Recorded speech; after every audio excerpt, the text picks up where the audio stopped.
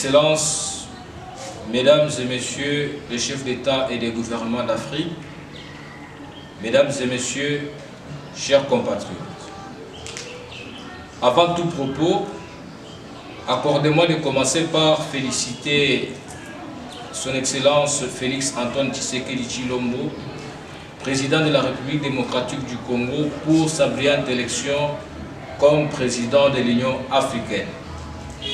Et par son canal, nous adressons nos sincères félicitations aux compatriotes africains promis au bureau de l'Union africaine. À travers mon adresse de ce jour, au nom de toute notre organisation, nous rassurons au nouveau bureau de l'Union africaine tout notre sens de soutien et d'accompagnement pour la réussite de leur mandat.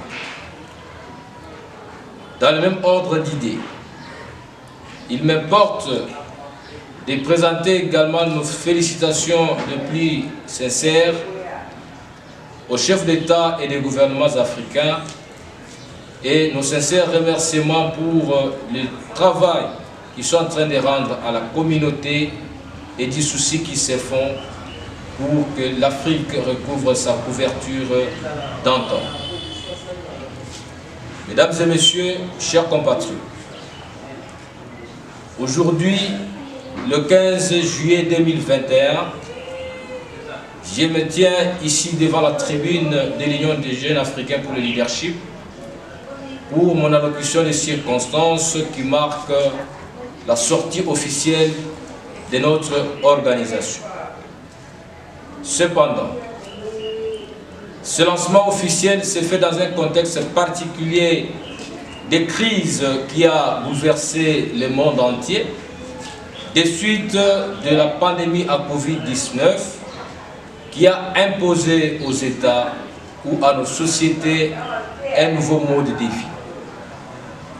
Cependant, je me permets ici de garder une mémoire pieuse à l'endroit de nos compatriotes africains qui sont tombés sous les assauts de l'ennemi commun, la Covid-19, et qu'ils trouvent ici notre sens élevé de reconnaissance et de compassion.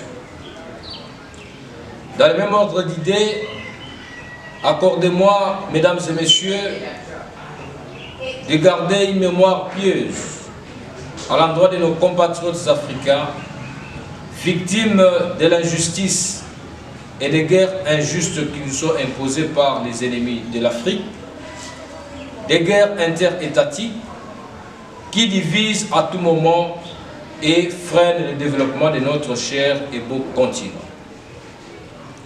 Où qu'ils se trouvent, qu'ils soient rassurés que l'Afrique ne faillira jamais à sa mission et son devoir de rendre justice.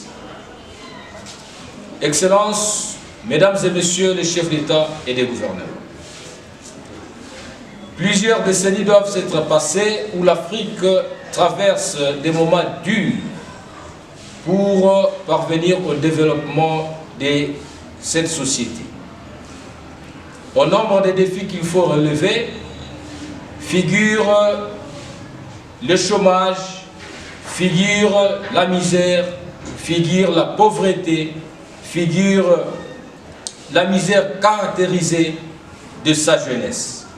Cependant, dans toute société ou toute organisation humaine, la jeunesse est la sève de la société et catalyseur de son développement. D'après les études des experts démographiques, la quasi-totalité de la population africaine est formée de sa jeunesse. Force est de constater que la jeunesse africaine est négligée et abandonnée à son triste sort. Pourtant, elle devrait impulser à 90% le développement de notre société. La jeunesse africaine ploie dans le chômage caractérisé, dans la pauvreté sans précédent. La jeunesse africaine n'a pas accès facile au financement pour ses projets. L'entrepreneuriat de la jeunesse n'est pas soutenu. Le manque de solidarité et que sais-je encore.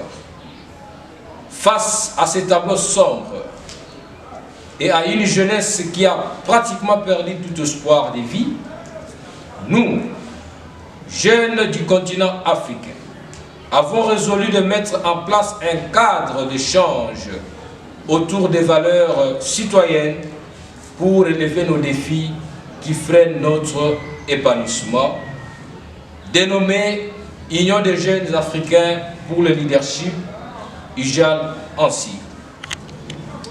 Une organisation essentiellement formée en fonction des défis constatés dans notre société, et raison pour laquelle nous comptons sur le concours de tous pour qu'ensemble nous puissions redéfinir le nouveau départ. Excellences, Mesdames et Messieurs, chers compatriotes, l'Union des jeunes africains pour le leadership que nous avons l'honneur de lancer aujourd'hui s'est assigné des objectifs calqués en fonction des défis à relever. En l'espèce, lutter contre le chômage par la création d'emplois, relancer la solidarité des jeunes africains, mettre en place un fonds de solidarité des jeunes africains, rechercher et financer les projets et initiatives de développement des jeunes du continent, lutter contre le refoulement massif et sauvage des populations africaines,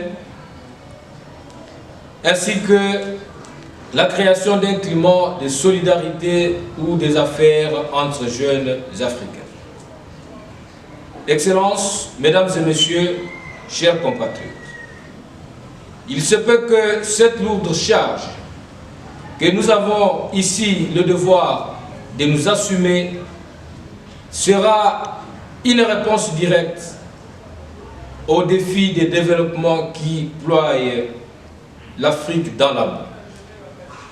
Raison pour laquelle nous lançons un appel à la mobilisation générale de toute la jeunesse africaine, où qu'elle soit, qu'elle trouve notre sens élevé de considération pour accompagner cette nouvelle vision qui va définir désormais les nouveaux départs et rompre avec les sous-développements.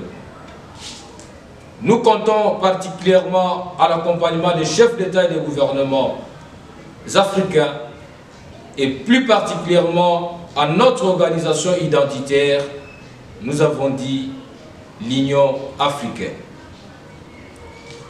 Excellences, Mesdames et Messieurs, chers compatriotes, l'Afrique est la terre de nos ancêtres. L'Afrique est notre patrimoine commun. L'Afrique est notre dénominateur commun. Nous devons chaque jour réfléchir sur le sort de notre terre, de notre continent. Nous devons chaque jour mûrir les efforts pour que le panafricanisme règne et règne toujours, aujourd'hui et pour l'éternité, pour que, ensemble, nous puissions former une Afrique digne des rangs, une Afrique digne d'honnêteté, une Afrique qui mérite sa place dans le concert, dans la comparaison avec d'autres continents. Avant de chuter, je voudrais ici présenter mon sentiment de gratitude à tous les compatriotes qui ont commencé avec nous cette lutte, à tous nos compatriotes éparpillés partout dans le monde qui ont accepté le nouveau départ initié par l'Union des jeunes africains pour le leadership. Je peux citer ici la République démocratique du Congo, qui est l'état du siège social de l'Union des jeunes africains pour le leadership, la République centrafricaine, l'Ouganda, le Burundi, le Tchad, le Kenya, le Gabon, la Côte d'Ivoire, le Cameroun, et que sais-je encore. À tous ceux qui traînent encore le pas pour intégrer notre organisation, nous rassurons que les portes sont grandement ouvertes, car nous avons besoin de l'apport de tous les jeunes, car c'est une cause qui nous concerne.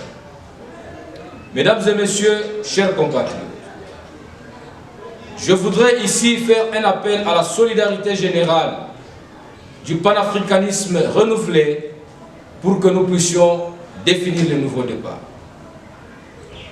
Caressons davantage ce qui nous unit, minimisons ce qui nous divise, car dans notre unité nous avons une force et nous gagnons. L'union fait la force, dit-on. Je vous remercie.